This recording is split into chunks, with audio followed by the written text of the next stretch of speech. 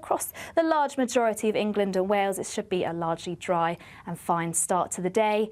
And that's pretty much the setup through the course of Thursday. We'll see a mix of cloud, some brighter spells, still the occasional shower across the far north of England, and a little bit breezy at times too across the very far southeast. But by the afternoon, some sunshine poking through that cloud. And once again, it's western areas that sees the best of the temperatures, highs of around 19 degrees, but only just about clipping into the mid-teens across the east.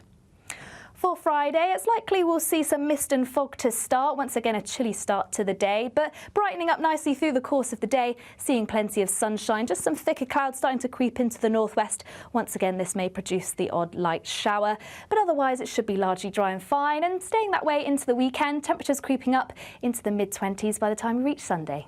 That's it from me. Bye-bye. Heavy showers first thing will be followed by a warm, cosy day. Boxed Boilers, sponsors of weather on GB News. You could be the next big winner on the road in this brand new Alnag Baron 560 motorhome, courtesy of Marquis Leisure. Imagine the fun you could have in this luxurious home from home worth over £67,000. We'll also give you £5,000 in tax-free cash to make your next getaway a great one. And it could be all yours. For another chance to win the lot, text WIN to 63225. One entry costs £2.50 plus one standard network rate message. Or text bonus to 63225. 5 entries cost £5 plus one standard network rate message. Go to gbnews.com/win. Entries start at £2.50. Call 0903 686 3232. Calls cost £2.50 plus your network access charge. Or post your name and number to GB13 PO Box 8690 Derby DE1 9TT. UK only. Entrance must be 18 or over. Lines close at 4 p.m. on the 6th of June. Please check the closing time if listening or watching on demand. Mornings don't have to be tiresome, especially if you have the right company. Wake up to news as it happens, opinion and debate, and of course, a little bit of entertainment too. Because when the kettle's on, we're on. That's Breakfast on GB News, a show worth waking up for. Every morning from 6 a.m. Only on the People's Channel, Britain's news channel. We'll spread the news, you spread the word. The royal family is an enduring symbol of tradition, unity and pride for Britain. At GB News, we celebrate what makes this country great. In our new royal newsletter series, you can join me, Cameron Walker, for Inside the Palace, an exclusive look every week that takes you beyond the gates and brings you the very latest from those at the heart of the monarchy. Never miss a royal moment again. Sign up now. Go to gbnews.com/royal newsletter and get the latest straight to your inbox. Exciting news. Every Friday, my Patrick Christie's Tonight show is going to have a twist to it. We're welcoming some special guests. You. That's right, on Fridays I'm going to be doing my show in front of a live studio audience because this show is about you and what you have to say. It's going to be the same big debates, same big topics, same big opinions, but every Friday night at 9 p.m. you are invited to come on down to Patrick Christie's Tonight to be a part of the action. Only on GB News, the People's Channel, Britain's news channel. Good Afternoon Britain isn't just about us. The wonderful thing about this programme is it's about everyone watching. It's an interactive programme. Well, there absolutely is something to see here, and we're going to be talking about it more. Whether it's breaking royal news, please bring us up to date. Or indeed a particularly punchy speech in the House of Commons. Very, very curious. We bring it to you live, and then we bring you live reaction as well. That's Good Afternoon Britain, weekdays from midday. Only on GB News, the People's Channel, Britain's news channel.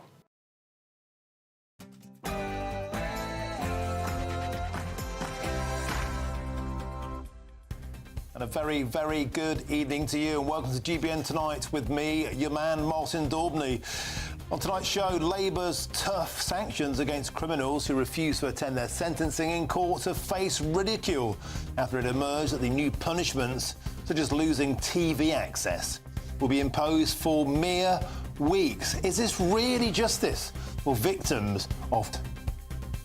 And tools stolen from tradesmen's vans or being sold in their thousands at car boot sales for rock-bottom prices. I'll be speaking with the Shadow Justice Secretary, Robert Jenrick, who was with police on one of their tool raids. Plus residents in a picturesque Yorkshire village are outraged over plans to build a net zero lithium-ion battery site near a primary school, fearing it could explode. Well, I'll talk to a father who fears for his daughter's life later on in tonight's action-packed show.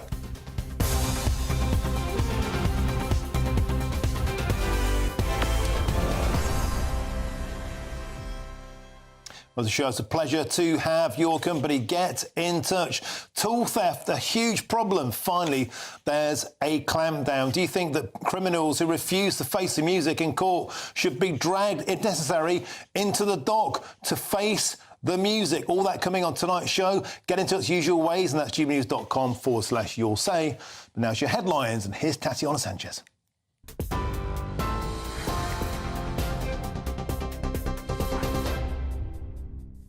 Martin, thank you. The top stories. Pakistan has vowed revenge after dozens were killed in Indian missile strikes last night. Pakistan described the attacks as an act of war and responded with shelling on the Indian side of the line of control.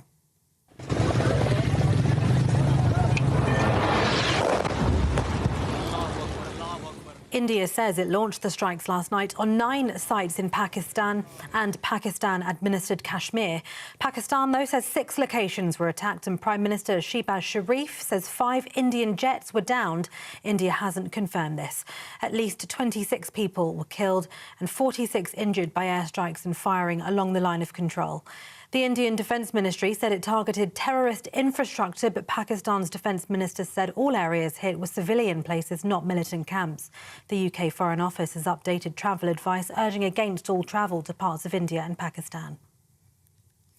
Criminals in England and Wales who refuse to attend their sentencing hearings could soon face up to 2 extra years in prison under a new bill set to be introduced in Parliament today. According to victims' families, the proposed bill would give judges greater powers to punish those who are absent, ensuring offenders can no longer opt out of justice. Supporters of the bill say it marks a significant step towards greater accountability in the justice system. The process to choose the new Pope has begun. In a process that's been virtually unchanged for 800 years, 133 cardinals have entered the Vatican's Sistine Chapel for multiple rounds of voting and discussion to select who among them could lead the Catholic Church. Cardinals have now been locked inside the Sistine Chapel to begin the secret ballot for the new Pope. They'll now have no communication with the outside world until a new Pope's elected, meaning the conclave has officially begun. All eyes are on the Vatican chimney. When white smoke is spotted, a new Pope has been chosen. Black smoke, meaning more voting, will take place tomorrow. Liam Payne left behind a fortune worth £24.3 million and died without a will, court documents show. The singer, who was 31, died in October last year after falling from a hotel balcony in Argentina. Documents show Cheryl, his former partner and mother of his son Bear, is an administrator for his estate. This means she'll be legally responsible for his money, property and possessions. And the King joked with workers during a visit to London's super sewer today. King Charles visited the Thames Tideway Tunnel to mark the completion of the 10-year project, which is designed to protect the River Thames from sewage pollution well into the future. The 25-kilometre-long sewer will intercept, store and ultimately transfer sewage waste away from the Thames, with a combined capacity of 1.6 million metres squared. When told some sewage work is made easier when it rains, he joked, "Don't worry, it's all going to come in one humongous horror." Those are the latest headlines. For now, more in an hour. For the very latest GB News direct to your smartphone, sign up to News Alerts by scanning the QR code or go to gbnews.com/alerts.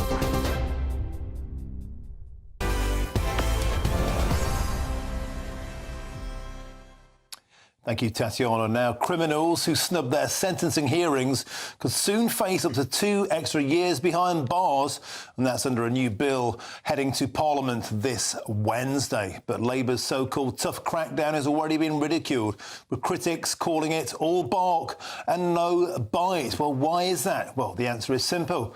Because some of the headline punishments last just weeks. Judges will be able to hand down solitary confinement, but only for a maximum of 3 weeks. Other so-called penalties, like taking away TVs or gym time, can be imposed, but only for a mere 6 weeks. Now, ministers insist that this will send out a message. But with hardened criminals already facing decades inside, many are asking, and perhaps rightly so, who's really going to be scared off by losing a few gym sessions? Well, joining now to discuss this is Julie Taylor, an inspiring woman and campaigner whose grandson, Liam Taylor, was killed in a brutal attack outside a pub in Writtle in Essex in 2020. And since then, she's been campaigning for victims and to get knives off of our streets. Well, welcome to the show, Julie. It's always a delight to speak to you. You're a truly incredible woman. Before we talk about today's new ruling, would you please mind once again sharing the tragic story of your grandson, Liam, and what happened to him? Yeah, thank you, Martin.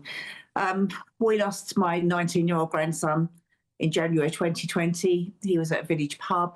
He had done nothing wrong. He was attacked by some individuals and lost his life at the scene. In a 39-second attack, he had 6 stab wounds and 28 separate injuries. We have 3 perpetrators serving what the government call a life sentence in prison, but it's just a prison sentence. Every year, as I said, we're now 5.5 years, every year gets harder, and every year I learn a little bit more about, you know, the law and things like that, and it's actually laughable. It's a joke. It's ridiculous. The law is constantly on the perpetrator's side. The victims can't speak. Our loved ones are dead. They can't speak, so it's our duty to speak for the dead. You know, and we've got to stick up for them because these people have been put in prison for doing the most horrendous crimes, and there is no justice. No matter how long they get, there is no justice. But we can't keep having insult after insult added on top of everything else that we're going through as families. And Julie, your incredible work has taken you inside prisons. You've met with killers, with knife killers specifically, and you've told the story, the heartbreaking story, and some of the details about how you held Liam's hand when after he'd passed away in the chapel, and you spoke to him. How did this happen? And you tell those stories inside prisons now, 2 killers to try and reach them, and it works. Your work is astonishing. Yep, we've had weapons handed in. My colleague and I have done workshops, and we've had weapons handed in when we've left, which is so worthwhile us going, you know. I volunteer, I do everything on a voluntary basis. I'm not a charity or anything like that. But those things make it worthwhile, and I have met people that are very remorseful and they know what they have done is wrong, but they have still done these things. And the mindset of me is to keep talking to these people to change their mindset. But as I say, they admit they've done the most horrendous crimes and they must be punished for it. And Judy, the legislation up for discussion today is this Victims and Courts Bill. It's published today. And this is in the wake of the fact that several high-profile murders have refused to face the music. They've refused to go into the dock. From a victim's perspective, from a survivor's perspective, how important is it for families to have that moment in court, to see the killers, to try and reach some kind of resolution, some kind of peace moving forward? Of course, it's very important, and it is an absolute insult. It should never be allowed. You know, we mollycoddle too much in this country. If it's another country, this wouldn't be allowed. They would be dragged up the stairs in handcuffs and to face, you know, the families and things like that. You don't always get the remorse that you want. We definitely didn't. You know, one of our perpetrators actually turned to his mother and went, "It's all right, it's easy." Now, that was like a kick in the teeth. You have to sit there and you can't say anything. You've just got to sit and take it. But that shows what sort of person that you're dealing with, you know, so it isn't right, and they should be remorseful. They know what they've done wrong. Some of it's bravado, you know, I'm not going to say sorry, I'm just going to be the big I am. Some people are honestly, you know, sorry, but it's got to stop. They've got to face reality of what they've done. They have got to be punished for what they've done, and the punishment should fit the crime. You know, we can't bury our loved ones and bring them back to speak. They've gone. So we've got to get this right. This has gone on far too long. Like I said, I'm 5.5 years in. It's absolutely no time at all. But the things that I see and the stabbings that are daily, it's not getting any better. It's terrible out there. So, Judy, 2 points. First of all, you mentioned there about they must be almost forced to face the music. Lucy Letby, the crossbow killer, Axel Rutter-Cabana, you know, kicking off in court, denying the families their moment to face their perpetrator, to read out the impact statement, the impact it's had on them. First of all, do you think they should be forced to get into that dock by any means necessary? Yes, I do. I do think they should be dragged up there. You know, put a pair of handcuffs up and pull them up the stairs, because they have to at least acknowledge what they've done, whether they like it or not. They don't want to face the victims' families. Of course they don't, but they should have thought about that before they did these horrendous, hideous crimes. And Judy, you've looked into the eyes of the abyss, literally. You've met with killers, the precise kind of, I don't know what word to use, the kind of people that took your beautiful grandson's life. Do you think it will have any impact whatsoever to say, oh, by the way, if you don't go in court, you might lose a few weeks' gym time?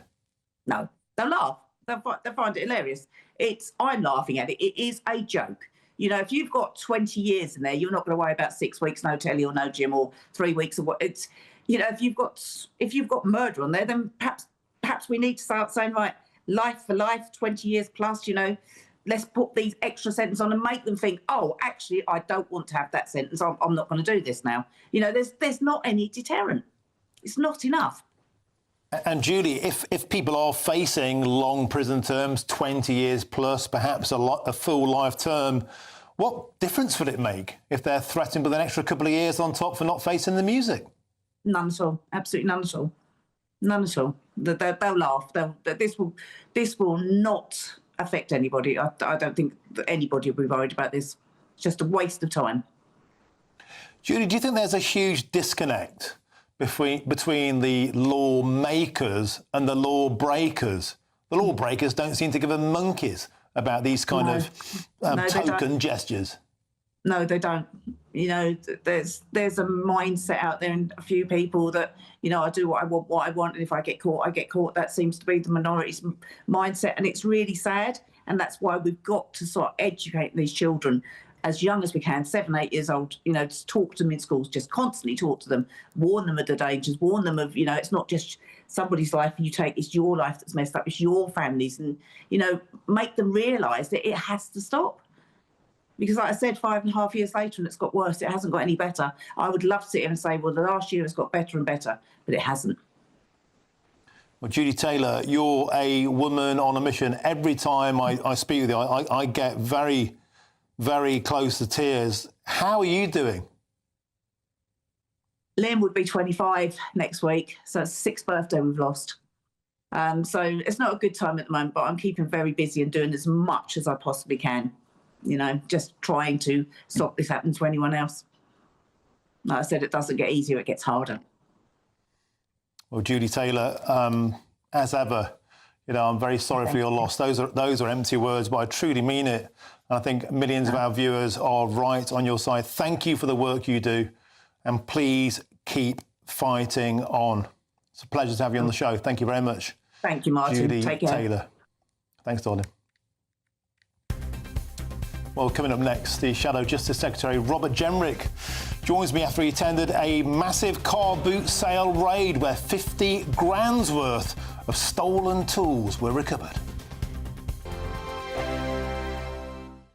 In the GB newsroom, we bring you the news as it happens. With our team of dedicated journalists across the UK, we're ready to keep you up to date with what's happening every half an hour, every single day. Bulletins here on GB News, the People's Channel, Britain's news channel. Martin Daubney, weekdays from 3 p.m. 100 years young, and you took part, of course, in the World War II. Yes. But you were a Wren. Tell us about what you did to help keep the country safe from Nazis. Well, I did my best. Well, I was so determined that the Germans weren't going to come into our country, the Nazis. And, you know, we all felt the same. We were so angered that they should dare to even think of coming into our country. They'd bombed London like crazy, and they hadn't got it. and we fought them back, and we fought them to the coast, and then we pushed them over into France, and we pursued them there. This is you back in your service days. Tell us your happiest memories of those wonderful times. Oh, good heavens. I just think it was meeting people from other parts of Britain and other types of people, you know, different backgrounds, for example. And it was just so releasing of ourselves. And we were dying to push the Nazis back so that they couldn't conquer. It wasn't the German people. They were suffering as badly as we were. But it was just, we were so determined in England then. It wasn't Britain. We were fighting for England, the Welsh were fighting for Wales, and the Scottish were fighting for Scotland. GB News. Headliners on GB News 11 p.m. every night. It's got 3 top comedians going through the next day's newspapers so you don't have to read them, which is great. That's a good point. He's lying. I mean, maybe he's not lying. That's Headliners every night from 11 p.m. and 5 a.m. as well on GB News, Britain's news channel. Join me, Nana Okoye, for an informative, interactive news programme with a difference. It's fun. No, he didn't say that, Dave. I'm so surprised. I think there's an element of truth to that. Join me from 3 p.m. every weekend, only on GB News, Britain's news channel.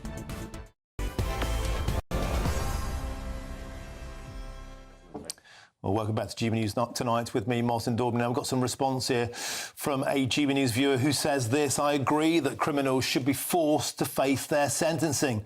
But what will an extra 2 years mean to someone who will get life? The government, not for the first time, hasn't really thought this through whatsoever. And the other GB News viewer says this: life must mean life. No telly, no internet. Let out for half an hour walk a day. Thanks for those responses. Now let's move on to our next story, because a plague of tool thefts continues to sweep across the UK, with a staggering 78% of tradespeople having had their tools nicked. Yet 94% of these tools are never even recovered. Now, just a few months ago, hundreds of white van drivers took to the streets of London. I had a load of them in the studio here with me, putting pressure on Parliament to take action against these life-changing crimes. Now, responding to growing concerns from tradespeople, the Metropolitan Police, in collaboration with Essex Police and also trading standards officers, well, they recently carried out a large-scale search at a London car boot sale. And Shadow Justice Secretary Robert Jenrick was present during that raid. So the police have just identified this van behind me. They think it's stacked with stolen tools. They've managed to find the key. They're going to open it up. So the van is absolutely rammed with tools. Every one of these bags is a tradesperson's livelihood in wrecked. I mean, they're just packed to the roof, packed to the rafters with stolen tools. Well, I'm pleased to say that I spoke to Mr. Robert Jenrick earlier on. But Jenrick, the figures are astonishing. £98 million worth of tools stolen from tradespeople. That is a theft every 12 minutes. This is a serious crime. It destroys trades, it destroys lives, and you're doing something about it. What motivated you to get involved? Well, a number of my constituents in Newark in Nottinghamshire came to me who were hard-working tradespeople who were having their vans broken into, their tools nicked, and their lives and their livelihoods ruined. And it was personal to me. My dad was a gas fitter. He started his business out of a white van at home, and so I knew how important it was. And I worked with campaign groups like Shoab the Gas Fitter, who I know has been on GB News, On the Tools, Stolen Tools, great groups who are now representing literally hundreds of thousands of tradies right across the UK. And we wanted to raise the profile of this issue, which has been going on for a very long time. And those tradespeople have been frustrated that the police weren't taking action, and that when the tools were being sold, literally in plain sight, at car boot sales 7 days a week, nothing was happening. And so I went with Shoaib to a car boot sale in Essex. In fairness, Essex Police then raided it a few weeks later, and then last week I went out with the Met Police to another car boot sale where they went on a massive raid, making arrests, holding people to account. We need to do more of this because we've got to have the backs of hard-working tradespeople. They don't deserve to be subjected to this. Frankly, it's broken Britain. It's wrong. We need to stop it. The footage that we just watched then of that van piled to the rafters with tens of thousands of pounds worth of tools. That's somebody's livelihood right there. And I speak to tradespeople all the time. They don't bother putting insurance claims through. It's so hard to get their money back. This leaves them having to take loans out. They're in the red. It decimates them. I had one guest on who contemplated suicide, Robert Jenrick. He was that far down. What needs to be done? It's great to see that the police are taking notice, but are they doing enough? A lot more needs to happen. Look, firstly, if a tradesman's van is broken into, the police should be there. They should make sure they're properly investigating it. Any crime should be investigated, but this is a serious crime. It's not a minor crime. This is absolutely decimating to people's lives and livelihoods. And like you, I'm on some of these Facebook groups. I see the stories, and there are people who have literally contemplated suicide as a result of the stress and the strain involved. The tradesmen are also calling for the law to be changed. So there are tougher sentences, more powers for the police. When you're breaking into a van and stealing someone's livelihood, that should have the commensurate sentence. And then the police should be raiding these car boot sales because they're happening across the country, and there is a sense of impunity today. I want councils and trading standards officers to be out there on the ground, and the police. You cannot be able to just spread out hundreds of tools on a rug on a Sunday morning at a car boot sale, all of which are probably stolen, and able to get away with that, selling them at rock-bottom prices where everyone involved knows that this is stolen property. So the police need to be taking action. I'm pleased Essex Police and the Met have begun to do that. But I want every single police force in the country now to step up. The figures also are astonishing about the fact 94% of those tools, Mr. Jenrick, are never recovered, and each tradie is losing between £1 and £5 grand for every break-in. Is there anything that the lads can do themselves to stop themselves becoming a target, or more to the... Well, we've seen vans just angle grinded into. They're taking the doors off the blooming vans. But is there anything people can do to make sure that their tools are more easily recovered, for example? Yeah, I mean, they can mark them with their names, and there's new technology like using DNA markers as well, which is not particularly expensive. I've met some of the manufacturers, and it can cost as little as 60 quid. Tradies are taking all sorts of steps now, taking the tools out of their van every night and putting them in their home. So there are things you can do, but of course you shouldn't have to live like this. These are hard-working people who should be able just to go about their business without the fear of this. And so what we've got to do is take action. That means the police properly investigating these serious crimes, and it means the car boot sales themselves being properly controlled. Robert Jenrick, you're talking tough. The man in charge, the son of a tool maker. Do you think he would care at all about tool theft? Would he do anything? Well, Conservatives have laid an amendment to the crime bill that's before Parliament, so Keir Starmer has got an opportunity to take action, and I want the Home Secretary to be asking every police force in the country to do things. And if you've got tradespeople listening to this programme who are worried, who know car boot sales in their own area where this is happening, contact me. We can take action. Email me, drop me a line, and I'll try and raise it with the police. We have seen that works. Super, sir. Thank you very much for joining us today on GBNews Tonight. Thank you. Thank you. Well, that was Robert Jenrick earlier on the show. And today I'm delighted to be joined in the studio by Stephen Baker, a carpenter, a victim of tool theft. And Stephen, you are actually the individual there I mentioned. You contemplated, things got so bad for you, this decimated your livelihood so much, you did contemplate taking your own life. Tell GBNews viewers about that. Yeah, so February a couple of years ago, I had my van turned over, as we call it. You feel rock bottom, you feel the lowest of low, no insurance would pay out, even though I had tool cover. And then I got to myself to a point where I felt like there was no other option, and I did attempt to try and take my own life. And then I didn't, lucky enough, and we are here where we are now, trying to make a big difference for everyone. And you came into GBNews on that protest day. We got you in here. Some things happening. No, the politicians have taken notice. There have been police raids, so there's an upturn. Are you delighted about the fact at last it's been taken seriously? Yeah, we're over the moon about it. I mean, from where we come in last time to being 600 vans in a tank taken into Parliament Square, that got us listened. So from there to where we are now, we've now started raiding car boot sales. We are finding stolen tools and we are reuniting them as best as we can with their owners as long as they're marked. The last raid ended up with a second raid on the same day, which ended up recovering a load more tools. We're estimated roughly about £500,000 worth of tools were recovered in one day. So we recommend that obviously you go into your tool market and stuff like that and come to our tool market events that we host now across the UK. And yeah, but big things are happening now, and we are pushing forward massively into it, and we're not slowing down. We're not going to make little dents. We're making big impacts. I remember when you boys were going round the square there at Parliament in your vans, like you say, with that tank. It certainly made me take notice. And here we are now, something positive at last is coming out of it. Now, Robert Jenrick there talked a little bit about what tradies can do to protect their stash. I believe you got here for us, Stephen, some of the kit that tradespeople can buy to take care of their gear. So if there is a raid, they can get their stuff back. Talk us through it. So there is certain companies that are selling this product, but if you're smart enough about it, you'll come to our tool market events, you'll pick up one for free. They retail at roughly about £60 each. You mark your tools. One kit here marks 50 tools. Yeah. They have microdots inside it as well. Every microdot has this unique code printed on it. Every bottle has a different code, obviously. Under a UV light, which most Met police officers, Hertfordshire police officers, all of that have. They shine up under a UV light, and then every microdot under a microscope will show up your code. The police have access to that database, and then they can reunite it. They come in a small pack, quite simple like that.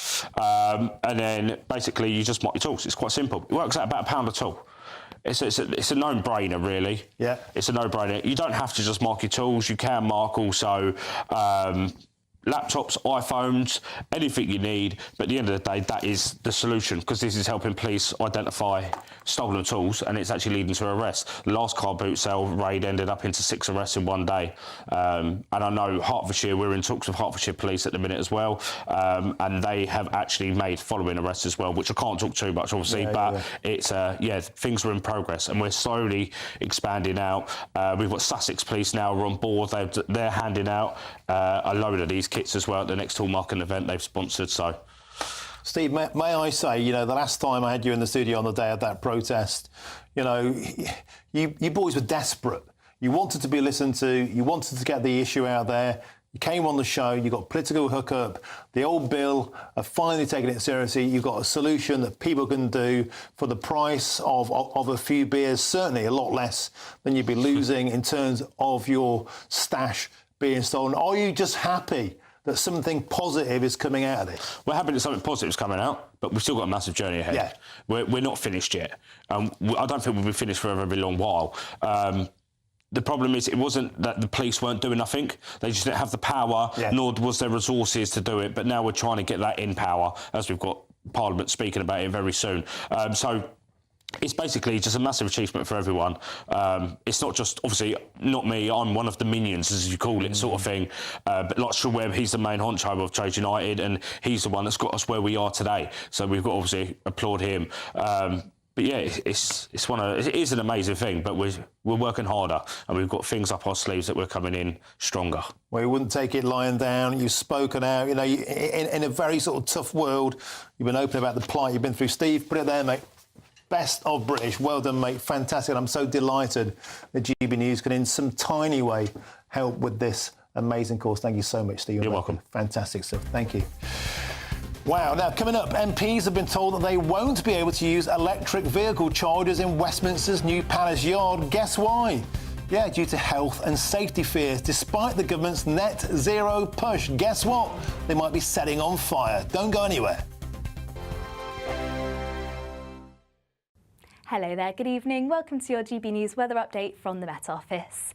Over the coming days, high pressure clings on, leaving lots of pleasant weather, feeling warm in the sunshine. That's away from eastern coasts, though, always a bit cooler here. That's all thanks to high pressure dragging in a northeasterly flow across these areas, so bringing more of a breeze, more cloud, making things feel a little bit chillier. Always warmest in the west. And as we head through this evening, we're once again going to see more cloud drifting into the east. This cloud thick enough to produce some showers at times, but on the whole, across much of the country, it should remain largely dry. Plenty of clear skies across Scotland and Northern Ireland, so even a touch of frost by the time we reach the morning. So it is going to be a chilly start as we head into Thursday morning. Largely dry, though, across Scotland, though plenty of cloud across the very far north. This could be thick enough to produce some showers, and it may just be a little bit breezy across northeastern coasts. But across Northern Ireland, once again, largely dry and bright, but still a few showers feeding into northeast England. Elsewhere across the southeast too, can't rule out some showers here, but across the large majority of England and Wales, it should be a largely dry and fine start to the day. And that's pretty much the setup through the course of Thursday. We'll see a mix of cloud, some brighter spells, still the occasional shower across the far north of England, and a little bit breezy at times too across the very far southeast. But by the afternoon, some sunshine poking through that cloud. And once again, it's western areas that sees the best of the temperatures, highs of around 19 degrees, but only just about clipping into the mid-teens across the east. For Friday, it's likely we'll see some mist and fog to start. Once again, a chilly start to the day, but brightening up nicely through the course of the day, seeing plenty of sunshine, just some thicker clouds starting to creep into the northwest. Once again, this may produce the odd light shower, but otherwise it should be largely dry and fine, and staying that way into the weekend, temperatures creeping up into the mid-20s by the time we reach Sunday. That's it from me. Bye-bye. Westminster, the ultimate clique. And you're fighting like rats in a sack. But here on the Camilla Tominey Show, we ask the questions the establishment media is too scared to ask. OK, let me ask you a straight question, because I know you're a straight-talking politician. Whether it's net zero, illegal immigration or law and order, nothing is off limits. You had the power then. Yeah, as I and say, now you've lost it. That's the Camilla Tominey Show, a politics show that's fearless. But no, let me finish my question if you don't mind, because it is my show. Sundays at 9:30, only on GB News, the People's Channel, Britain's news channel. What is the state of our economy? What is the state of our National Health Service? What is the state of our schools? What on earth is going on? Understanding Britain means understanding the state we're in. This is State of the Nation with me, Matt Goodwin, Wednesdays, Thursdays and Fridays from 8 p.m. on GB News.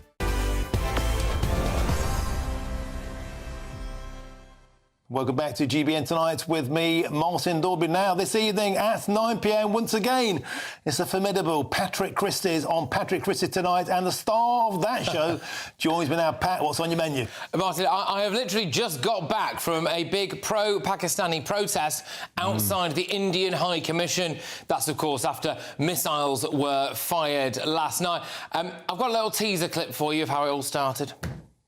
It's gone 5:30 here in central London, and we are at the back of the Indian High Commission. What you'll be able to see here is police vans, police vans, police vans, police vans everywhere as far as the eye can see, including down that road there and outside of the Indian High Commission. Why? Well, we are expecting, in a few minutes' time anyway. Yes, indeed. Right, there's loads more to it, obviously, than that. I spoke to a lot of people there today. Fascinating, really, to get a handle on whether or not, if it does really kick off seriously between India and Pakistan, in India and Pakistan, how we can expect that to play out on the streets of Britain. Just quickly as well, Martin, something else I've got for you is some exclusive footage of people smugglers getting their human cargo to the Channel. And the exclusive really is it's never been cheaper or easier to break into Britain. So you're going to have to stay tuned. Action-packed show tonight, but, you know, over to you now for more of the Martin magic. Patrick, excellent stuff. And I tell you what, if it's anything to go by in 2022, the Pakistanis and the Indians in Leicester rioted for weeks over a cricket match. So it stands to reason it's going to kick off about a potential war in Kashmir. Patrick Christie tonight, 9 till 11. Thank you, Steve. Always a pleasure. Cheers. Now, moving back to Patrick, my show, beg your pardon. Parliament has banned the use of electric vehicle chargers on the parliamentary estate. Guess why? Well, it's because of health and safety fears, because the lithium-ion batteries in electric vehicles can pose a fire risk if they overheat, malfunction or are damaged during charging. Now, this is despite the parliamentary ban. The government, of course, is still forcing local communities to install them in their neighbourhoods. Well, earlier on today, in PMQs, the Conservative MP Mike Wood questioned the Prime Minister on this seemingly hypocritical position. Parliament has banned charging of electric vehicles in its underground car park because of safety concerns, and yet local authorities around the country often feel powerless to stop the construction of battery energy storage systems near people's homes, near our rivers and canals, despite 3 fires already this year. Well, Mr. Speaker, I'm really proud that on our planning and infrastructure we're taking the action that hasn't been taken for years to drive our economy. And I'll remind him it was the thing that was signalled by the OBR as the single biggest driver of growth over the coming years. Well, I'm very pleased now to be joined by that man. That's the Conservative MP, Mike Wood, who joins me in the studio. Mike, a pleasure to have your company. Raises a very obvious question. If these charging points are unsafe for the car parks in Parliament, why are they safe for British homes, where the Labour Party seemingly is making it part of its housing policy to put one on every new build? Yeah, absolutely right. And this was obviously the point I challenged the Prime Minister about. Now, clearly, the risk of a fire on a car battery is very low, but they've been banned from Parliament because the authorities have worked out that, you know, if the worst was to happen, there was to be that malfunction, the fire whilst charging, the consequences could be devastating. Well, if you scale that up to one of these huge battery energy storage systems that they're putting very close to residential houses, that they're looking, they go close to businesses, and for that matter, close to our rivers and canals, that are 1,000 and more times bigger in some cases than a car battery. Well, yes, I mean, they're not going to catch fire every week. But if one catches fire, then it can take a day or more to bring that fire under control. And isn't that the point, Mike Wood? You know, we see just from electric-powered scooter, they can burn somebody's house down, because once that battery goes, it goes, and they're seemingly very, very difficult to put out. They have to be left to burn out. It just asks a big question, Mike Wood. Is this almost slavish, some might say cultish adherence to net zero, not really taking into consequences the side impacts, the effects of things like devastating fires? Yeah, I mean, the environmentalists often talk about the precaution principle, but they don't seem to be taking any precaution when it comes to their own pet projects, and particularly around some of these battery technologies. Now, I say, normally these technologies will be safe, but the effects when they go wrong can be enormous and can be both costly financially, but also obviously the damage it does to people's properties, to, you know, in controlling the fire, the amount of that water with, heavily contaminated chemicals going into rivers, streams, the damage to wildlife. Those people who are pushing these battery technologies don't seem to be considering that at all.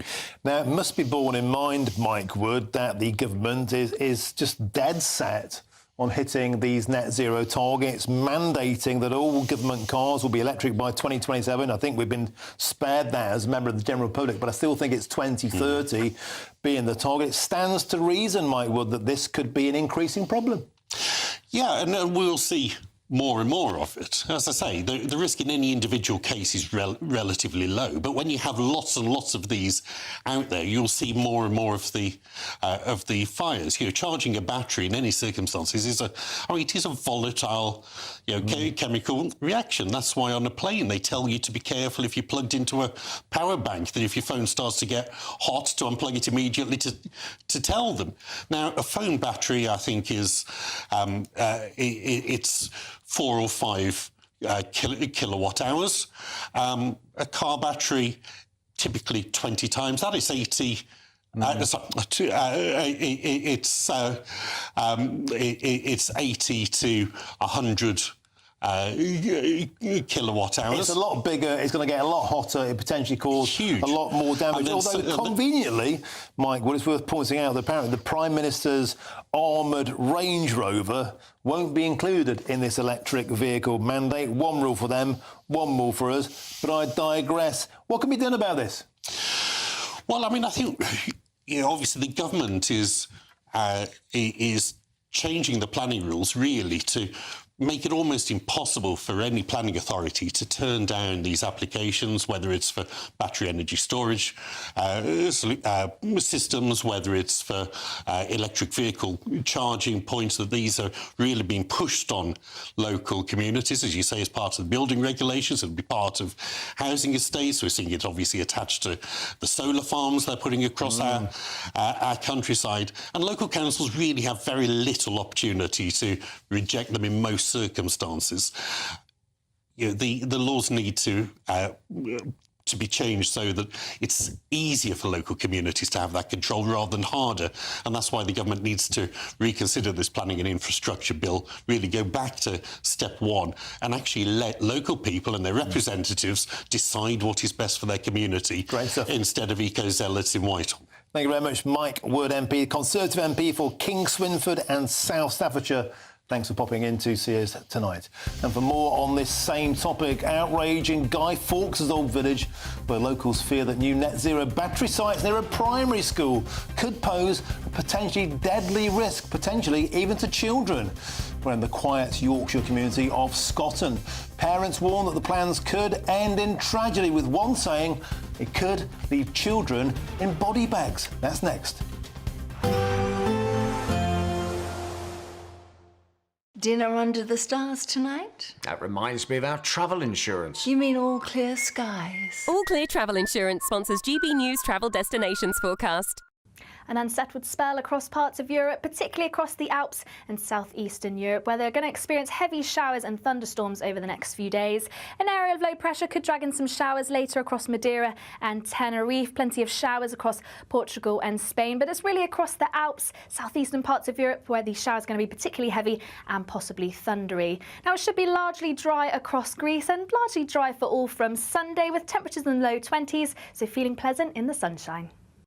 All Clear Travel Insurance sponsors GB News Travel Destinations Forecast.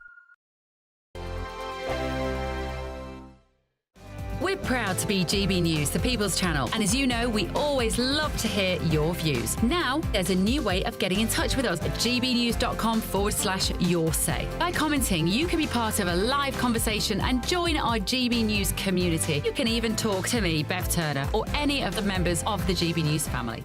The royal family is an enduring symbol of tradition, unity and pride for Britain. At GB News, we celebrate what makes this country great. In our new royal newsletter series, you can join me, Cameron Walker, for Inside the Palace, an exclusive look every week that takes you beyond the gates and brings you the very latest from those at the heart of the monarchy. Never miss a royal moment again. Sign up now. Go to gbnews.com/royal newsletter and get the latest straight to your inbox. Hi, I'm Michelle Dewberry, and my show is your opportunity to cut through all the noise and dive in headfirst to some robust debates. Ideas clash. Situation, isn't it? Because the failure is you're deliberately avoiding my point. Nothing's held back, And if you think this is the end of it, wait for more. and we do not shy away from the difficult stuff. Sometimes I want to shake people and say, if only you understood. So join me on Dubes & Co. weeknights at 6 p.m. only on GB News, Britain's news channel. From the school run to the home run, watch a new show for all of Britain. He can say whatever he wants. A straight-talking show where all voices are heard. And, you know, when are we going to stop talking about smashing the gangs and actually do it? With the stories that matter from every part of our country. There's a bit of a crash landing there for your Chancellor. Bold, fearless and standing up for you. That's me, Martin Daubney, 3 p.m. till 6 p.m, weekdays, here only on GB News. The People's Channel, Britain's news channel. In the GB Newsroom, we bring you the news as it happens. With our team of dedicated journalists across the UK. We're ready to keep you up to date with what's happening every half an hour, every single day. Bulletins here on GB News. The People's Channel. Britain's news channel. Good Afternoon Britain isn't just about us. The wonderful thing about this programme is it's about everyone watching. It's an interactive programme. Well, there absolutely is something to see here, and we're going to be talking about it more. Whether it's breaking royal news, please bring us up to date, or indeed a particularly punchy speech in the House of Commons. Very, very curious. We bring it to you live, and then we bring you live reaction as well. That's Good Afternoon Britain, weekdays from midday. Only on GB News, the People's Channel, Britain's news channel. Headliners on GB News 11 p.m. every night. It's got 3 top comedians going through the next day's newspapers so you don't have to read them, which is great. That's a good point. He's lying. Maybe he's not lying. That's Headliners every night from 11 p.m. and 5 a.m. as well on GB News, Britain's news channel. Welcome back to GBN Tonight with me, Martin Daubney. Now, the sparks are going to fly on this next story because outraged villagers in a quiet corner of North Yorkshire say they are living on a ticking time bomb as plans emerge to build a massive lithium battery storage site just yards from a primary school. Now, the rural village of Scotton, once home to the infamous Guy Fawkes, ironically, is now at the centre of the battle over net zero safety.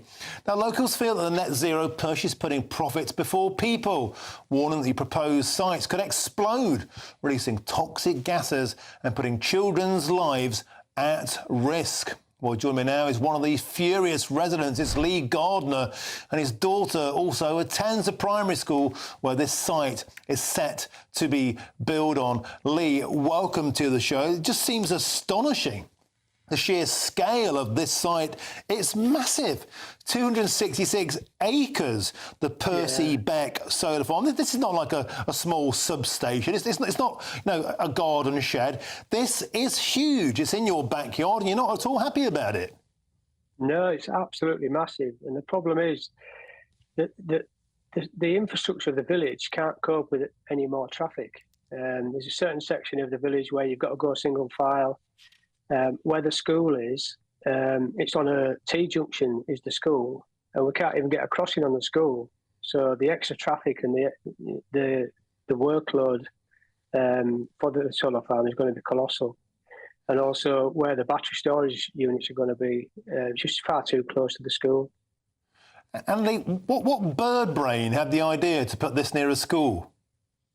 I don't know, but there's going to be two sites, there's 2 lithium battery storage units that they're wanting to put in to cater for the 266-acre site. It's ridiculous. And you're obviously afraid. We hear all the time of fires going off. There's an estimated 201 fires a year from discarded lithium-ion batteries, and that's just small domestic waste. This is on an altogether different scale. How does your daughter feel about this? Is she scared? She is scared, to be honest with you, yeah. And the problem is, because it's such a small school, they don't have playing fields. They've got to go across the road into the football pitches, which is next to the Beck. So they've got outdoor play classrooms in there as well. And they're worried. They don't know what's going to happen. They don't know. Nobody's come to speak to the kids at the school. We haven't had any risk assessments. We've had no information whatsoever apart from this is what we're going to do, this is what we're going to try and do, and like it or lump it. Was there any consultation? Were you ever told that this was going to happen, or was this presented to you, as we usually hear, as a fait accompli, a done deal? Well, they've kind of said this is what's going to happen. And there was an information evening, so we went up to an information evening, and there was just a PR people there. There was nobody there from any of the energy companies, so we couldn't get any real answers. They just said, "Can you fill this form out and put it in a ballot box?" So that's what we did. Whether they get read, I don't know. But there should be people going into the school and saying, "Look, this is what's proposed. This is what, the safety factors." And just sort of explain things to the kids because they don't understand it. And as parents, we don't really understand it enough to reassure them. So it's just mental. It's just crazy. And especially Sorry, go on. You go ahead. Especially with the football pitches are used by Scotland Scorchers. There's a cricket pitch on the other side of the road. There's loads of outdoor areas. There's a park there. And it's just preposterous. And Lee, so often these consultation processes, they've made their minds up. There's already been a rubber stamp, the planning has already been approved, and there's absolutely shed loads of money being foisted administered by private investment funds and banks, forcing money down the throats, according to the Daily Express, of any firm trying to build one. The government wants these things to happen. They're on a mission. They're on a net zero drive. Do you think that's part of the problem, Lee? Now, they're so dead set on making these things happen, they don't give a monkeys about people like you. I think it is part of the problem because everybody wants to jump on the bandwagon, and the councils are so scared to say no to green that they're letting everything go. You know what I mean? And everybody's trying to get a piece of that pie. But, I mean, I'm all for renewable energy and green energy, but why take any more of our countryside? You know, our countryside's been lost enough to, like, new houses, housing developments. So why can't they put the solar panels on the new houses?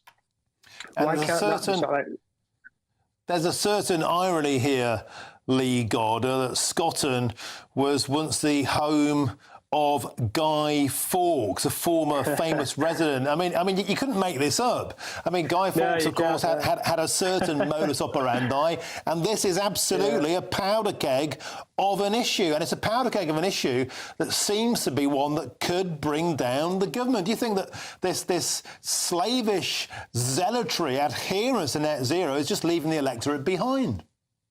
Yeah, they're not taking into account anybody's neighbourhoods, anybody's lifestyles.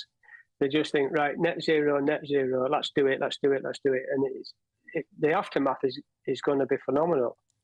You know, because, I mean, it's like these solar farms are huge. And what happens to the panels after that? How green are they? You know, where do the batteries go? I mean, them batteries, yeah, scary. So, I mean, also, Lee, never mind about where are they going, where do they come from? And we only found out recently that they're built with slave labour. The origin is unknown, the end product is unknown, what it costs to manufacture these batteries in terms of the carbon footprint is unknown, what it costs and the energy footprint to make solar panels, we don't know. They don't seem to want to tell us. And meanwhile, this astonishing quote from you that you think that children could be in body bags. Yeah, if something goes wrong, it's going to go wrong in a big way. And, you know, if them batteries going to melt down, overload, whatever they do, and they do explode, then there's going to be toxic gases going straight towards the school and the village, you know, so it's a scary thought, really. Well, Lee Gardner, let's pray that doesn't happen. Nobody wants that to happen. Thank you very, very much for joining us tonight on GBN Tonight, and the best of luck to you. And please send our regards and our love to your daughter and all the kids at the school there. Thank you very much for joining us. Thank you very much. Pleasure, mate. Thank you. Now, a spokesman for Harmony Energy told GB News this. Sites like this, located next to an existing substation, are essential for enhancing energy security while reducing the nation's reliance on foreign imports. Battery energy storage systems are well accepted and widely adopted, and they are known for their high health and safety performance and their rigorous international fire testing. They go on to add, there is no cost to the taxpayer, and the projects will contribute to local investment, support the grid and play a vital role in helping the UK transition to a cleaner and more secure energy future that protects both people and the planet for generations to come. Now, coming up next, it's the state of the nation with that man Goodwin. Matt, I'm handing to you. What's on your menu, Captain? India free trade deal is the only thing everybody's talking about. Is it actually undercutting British workers? We're going to be debating that tonight. Look to it, Germany. Bombshell decision to treat the populist Alternative for Germany as an extremist organisation. We're going to be talking to a top expert about that. We're going to be talking to a top pollster about the bombshell polling that puts Reform way ahead of the two big parties. And is the India-Pakistan conflict now playing out on UK streets? What are we to make of the future of multiculturalism here in the UK? That's all coming up on State of the Nation tonight with me, Matt Goodwin. But before we get to that, let's get to the weather.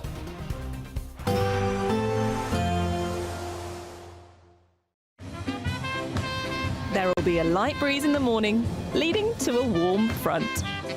Boxed heat pumps, sponsors of weather on GB News. Hello there, good evening. Welcome to your GB News weather update from the Met Office.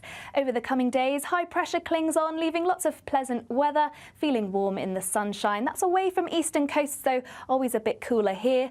That's all thanks to high pressure dragging in a northeasterly flow across these areas, so bringing more of a breeze, more cloud, making things feel a little bit chillier. Always warmest in the west.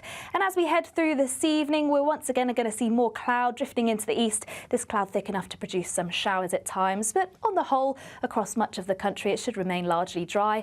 Plenty of clear skies across Scotland and Northern Ireland, so even a touch of frost by the time we reach the morning.